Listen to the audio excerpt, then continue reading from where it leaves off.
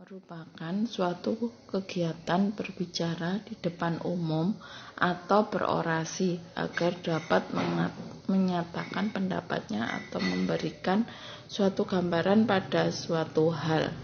Pidato umumnya dibawakan oleh seorang yang memberi orasi serta pernyataan terhadap hal tertentu atau peristiwa yang penting dan harus diperbincangkan.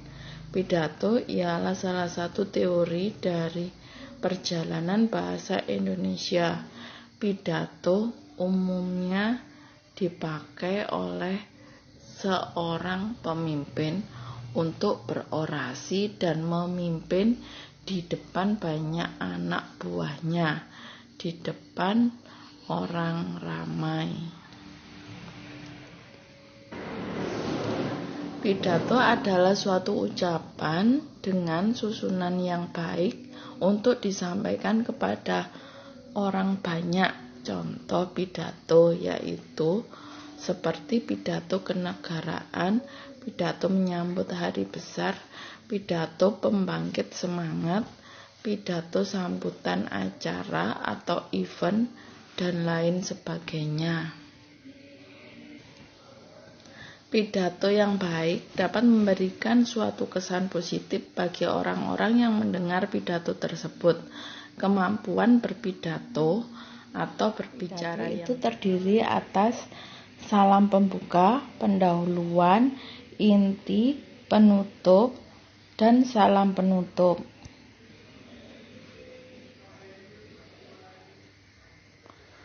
Kemudian ciri-ciri teks pidato yaitu memiliki tujuan yang jelas, isi materi harus jelas dan mudah dimengerti, materi harus objektif, berisi wawasan baru yang menarik perhatian, terdapat kesimpulan di akhir pidato. Di depan publik atau umum dapat membantu untuk mencapai jenjang karir yang baik. Tujuan dan fungsi pidato. Tujuan pidato adalah sebagai berikut. Pidato umumnya melakukan satu atau beberapa hal berikut ini. 1. Mempengaruhi orang lain agar mau mengikuti kemauan kita dengan sukarela. Memberikan suatu pemahaman atau informasi kepada orang lain. Membuat orang lain senang dengan pidato yang menghibur, sehingga orang lain senang dan puas dengan ucapan yang kita sampaikan.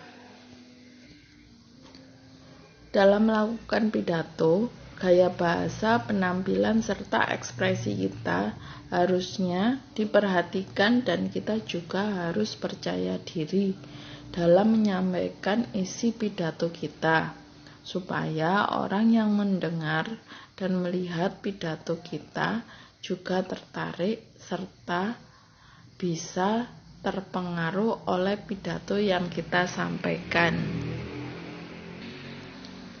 Menurut ada tidaknya persiapan sesuai dengan cara yang dilakukan waktu persiapan, dapat dikemukakan 4 macam pidato, yaitu impromptu, manuskrip, memoriter, dan extempore. A. Pidato impromptu. Pidato yang dilakukan secara spontan atau tiba-tiba dipanggil untuk menyampaikan pidato dalam sebuah acara. Pidato ini dilakukan secara tiba-tiba, spontan, tanpa persiapan sebelumnya. Apabila Anda menghadiri sebuah acara pertemuan, tiba-tiba Anda dipanggil untuk menyampaikan pidato, maka pidato yang Anda lakukan disebut impromptu. B. Pidato manuskrip. Disebut juga dengan pidato dengan naskah. Dalam hal ini tidak berlaku menyampaikan pidato tetapi membacakan pidato. Pidato dengan naskah justru pidato membacakan naskah pidato dari awal sampai akhir. D. Di sini lebih tepat jika menyebutnya membaca pidato dan bukan menyampaikan pidato. Pidato manuskrip perlu dilakukan jika isi yang disampaikan tidak boleh ada kesalahan. Pidato memoriter. Pidato yang ditulis dalam bentuk naskah kemudian dihafalkan kata demi kata. Pada pidato jenis ini, yang penting Anda memiliki kemampuan menghafal teks pidato dan mengingat kata-kata yang ada di dalamnya dengan baik. Keuntungannya, jika hafal, pidato Anda akan lancar, tetapi kerugiannya Anda akan berpidato secara datar dan monoton, sehingga tidak akan mampu menarik perhatian hadirin. Pidato ekstempor. Pidato yang paling baik dan paling sering digunakan oleh juru pidato yang berpengalaman dan mahir dalam menyampaikan pidato jenis ini. Juru pidato hanya menyiapkan garis besar atau outline dan pokok-pokok bahasan penunjang supporting point saja. Tetapi pembicara tidak berusaha mengingat atau menghafalkan kata demi kata. Outline hanya merupakan pedoman untuk mengatur gagasan yang ada dalam pikiran kita. Keuntungan pidato ekstempor ialah komunikasi pendengar dan pembicara lebih baik karena pembicara berbicara langsung kepada pendengar atau halayaknya. Pesan dapat fleksibel untuk diubah sesuai dengan kebutuhan dan penyajiannya lebih sopan. Pidato jenis ini memerlukan latihan yang intensif bagi pelakunya. Sifat dan metode pidato. Berdasarkan pada sifat dari isi pidato, pidato dapat dibedakan menjadi pidato pembukaan adalah pidato singkat yang dibawakan oleh pembawa acara atau MC.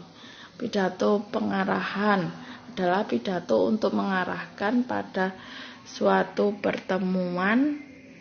Pidato sambutan yaitu pidato yang disampaikan pada suatu acara atau kegiatan atau peristiwa tertentu yang dapat dilakukan oleh beberapa orang dengan waktu terbatas secara bergantian. Pidato peresmian adalah pidato yang dilakukan oleh orang yang berpengaruh untuk meresmikan sesuatu. Pidato laporan yakni pidato yang isinya adalah melaporkan sesuatu tugas atau kegiatan. Pidato pertanggungjawaban adalah pidato yang berisi suatu laporan pertanggungjawaban. Teknik atau metode dalam membawakan suatu pidato di depan umum. Impromptu adalah cara berpidato secara serta-merta tanpa adanya persiapan. Memoriter adalah cara berpidato dengan menghafal naskah pidato terlebih dahulu. Naskah adalah cara berpidato dengan membawakan teks atau naskah pidato. Ekstemporan adalah cara berpidato dengan terlebih dahulu menyiapkan garis-garis besar konsep pidato yang akan disampaikan. Metode menghafal yaitu membuat suatu rencana pidato lalu menghafalkan kata per kata. Metode serta-merta yakni membawakan pidato tanpa persiapan dan hanya mengandalkan pengalaman dan wawasan. Biasanya dalam keadaan darurat tak terduga banyak menggunakan teknik serta-merta. Metode naskah yaitu berpidato dengan menggunakan naskah yang telah dibuat sebelumnya dan umumnya disampaikan pada pidato-pidato resmi. Kerangka susunan pidato, skema susunan suatu pidato yang baik. 1. Pembukaan dengan salam pembuka. Pendahuluan yang sedikit menggambarkan isi atau materi pidato secara sistematis. Maksud, tujuan, sasaran, rencana, langkah, dan lain-lain. Penutup berisi tentang kesimpulan, harapan, pesan, salam, penutup, dan lain-lain. Contoh pidato. Tema lingkungan hidup. Assalamualaikum warahmatullahi wabarakatuh. Yang terhormat Bapak, Ibu guru, dan rekan-rekan yang saya cintai. Dalam kesempatan ini saya akan berbicara mengenai lingkungan hidup. Mungkin ini erat kaitannya dengan pelestarian lingkungan. Rekan-rekan semua, sudah kita ketahui bahwa di era sekarang ini sudah tidak bisa disanggah lagi bahwa segala aktivitas yang dilakukan masyarakat modern sangat tergantung kepada ketersediaan energi. Hampir di semua sektor tidak bisa ditawar-tawar lagi. Oleh karena itu, kemajuan suatu negara akan sangat terkait dengan kecukupan ketersediaan energi di negara tersebut. Sebut saja negara-negara maju seperti Amerika, Jepang, dan negara-negara Eropa lainnya. Bahkan Korea, ketersediaan energi di negara-negara tersebut sangat memadai untuk melakukan kegiatan di berbagai bidang yang bisa diandalkan untuk pembangunan bangsa dan negara. Namun dalam pengadaan energi tertentu, tentu saja harus memperhatikan faktor kelestarian lingkungan hidup, karena lingkungan tempat makhluk hidup ini bernaung tidak kalah pentingnya dari kebutuhan hidup lainnya. Merusak lingkungan hidup sama saja dengan mencelakakan diri sendiri. Lingkungan hidup suatu negara akan sangat berkaitan dengan negara lain, karena kita tinggal di bumi yang sama. Sebab itu pula setiap negara sangat berkewajiban untuk sungguh-sungguh memperhatikan dan mencegah hal-hal yang bisa menjadi penyebab kerusakan lingkungan hidup. Dampak kerusakan lingkungan hidup seperti pemanasan global saat ini sudah mulai dirasakan di berbagai belahan bumi ini, seperti terjadi peningkatan suhu udara, permukaan air laut naik yang bisa menenggelamkan pulau-pulau kecil dan daratan di sekitar pantai. Terjadinya perubahan iklim yang kini sudah terjadi di beberapa tempat termasuk di negeri ini. Kesemua itu karena lingkungan tempat manusia dan makhluk hidup lain sudah tercemar.